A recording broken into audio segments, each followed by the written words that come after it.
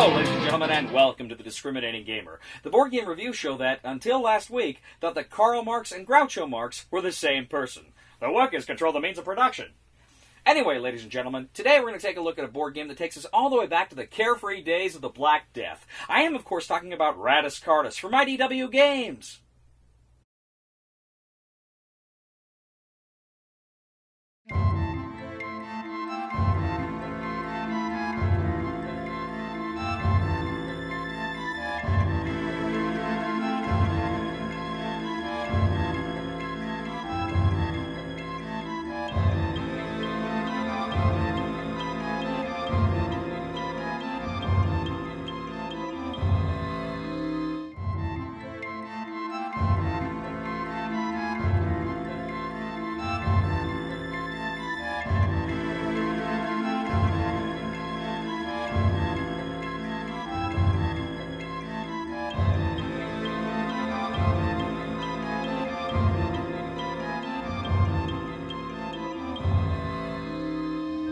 In Rattus Cartus from IDW Games, 2 to 5 players are going to attempt to gain the most points, but at the same time, be careful to try to avoid the deadly, deadly Black Plague that is besieging Europe in the 14th century.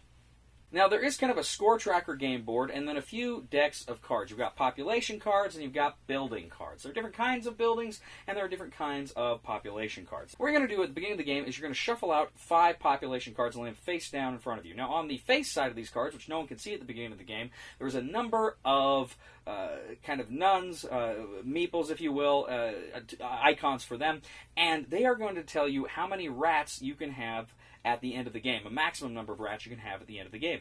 Every player is going to start with 10 rats, or 10 rat points, and what you're going to try to do over the course of the game is try to get rid of some of those, because even if you get the most points at the end of the game, if you have too many rats, you're automatically out. Now, there's different kinds of colors and classes of cards in this game, and the population cards reflect these, and the building cards reflect these as well. You're going to go ahead and deal out a number of cards to each player at the beginning of the game. You also have a number of special kind of cards in the population deck that are going to come out that let you do some fun and interesting things. More on that later. Now, what you're going to do at the beginning of the game, depending on the number of players, is draw a number of building cards. Now, these building cards have kind of action icons at the top. And beginning with the first player and going around, players can choose which one of those actions they want to take. Usually, it's going to be things like you can draw cards. Maybe you can get rid of some rats. Maybe some of those will actually let you look at some of those secret nun cards, so you can kind of get a sense of what's underneath those cards.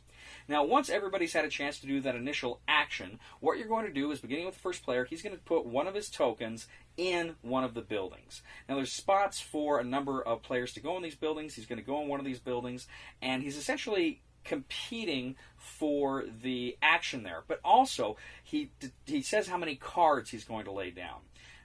The next person goes, he says how many cards he's going to lay down, the next person. Now, what you're going to do is, for however many cards you lay down, you get to move your score tracker up in that particular category, in that particular color.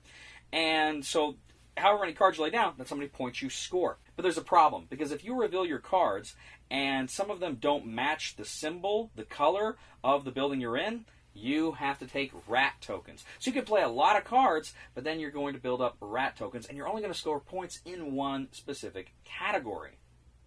Now, whoever played the most population cards in the building, they get the top action, the premium action. So that's the really good thing. And then other players, they all get to do the secondary action, which is similar to the first, but maybe not as good. Maybe premium action gets to draw 4 cards, with the secondary action draws 2 or 3. Now, sometimes, some of the cards you can draw because of the building actions, they are the special cards. First of all, they're the swords. If you play swords inside of a building, you're going to get rat tokens for them because they don't match the color. But whoever played the most sword cards can steal a number of population cards, half the population cards to be precise, from whoever played the least number of swords in that building. If you play flute cards in building, the player that plays the most flute cards can actually give some of his rats to whoever played the least flute cards. Gold cards are not played. They remain in your hand. At the end of the game, whoever has the most gold gets 6 points. Whoever has the second most gold gets 3 points. So they're kind of like bonus point cards. And then, of course, there are the pass cards. You got the little hourglass on them. Now, in this game, it can be very helpful and useful not to go first. Sometimes it can, but generally it helps to see what other people are doing. So if you're going to go first or second or early on, you can play the pass card to essentially go around you so you can go last so that you can then see what everybody else did so that you can take your turn. There are also joker cards that can be played in any building without a rat penalty. So at the end of the round, after you've resolved all your actions, you take your tokens back, and then you clear the buildings, put them in the discard pile.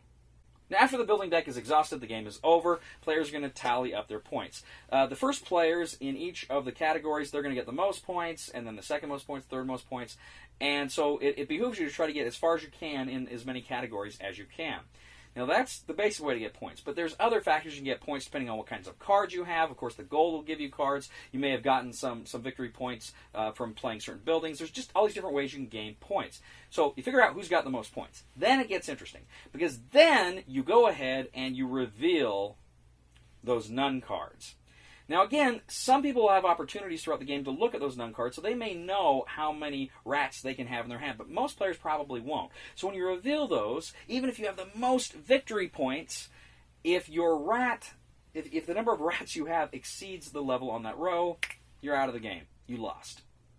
Now, that is essentially it. That is a very, very brief, very bare-bones overview of the rules. There's all sorts of different actions that can come into play depending on the buildings, and some other fun surprises along the way. But generally, that's how you play the game.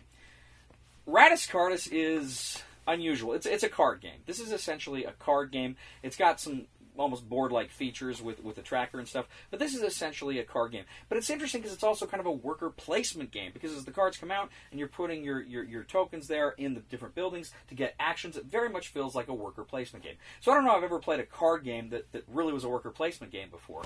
Not like this. This is a very unusual game. I'm racking my brain trying to think if I've played another game that's quite like this, and I don't think I have.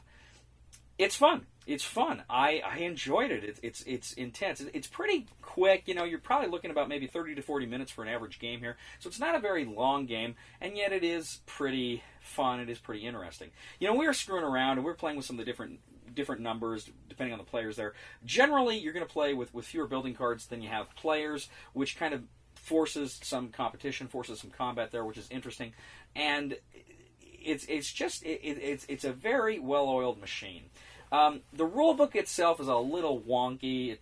There were a few times we had to go back and reread stuff, and I had to watch some videos and stuff to kind of help me out, help me to understand it. But once you get it, once it clicks, it's not a problem. It's a very fun game. I really got a kick out of it. If you like card games, you like worker placement games, I think you're going to really enjoy Rattus Cartus. I heard this is based on an earlier game called Rattus. I have not played that game. I know nothing about it. But this game, I like a lot. I think it's fun. So the recommendation for the Discriminating Gamer for Rattus Cartus is buy it. Thank you once again for joining us today on The Discriminating Gamer. As always, we ask you to please leave a comment for us on YouTube, on Board Game Geek, on our Facebook page, or on thediscriminatinggamer.com. We ask you to please like us on Facebook and subscribe to us on YouTube. We are The Discriminating Gamer. I once ran for class president. After all, the struggle of class against class is a political struggle. No? No good?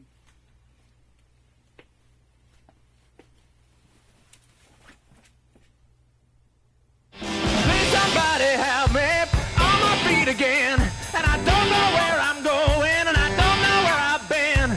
Please somebody help me on the solid ground. It's a long time, and I'll be dying. Once a year I wind up in the band. All right. I will be the one standing near Q site with this look.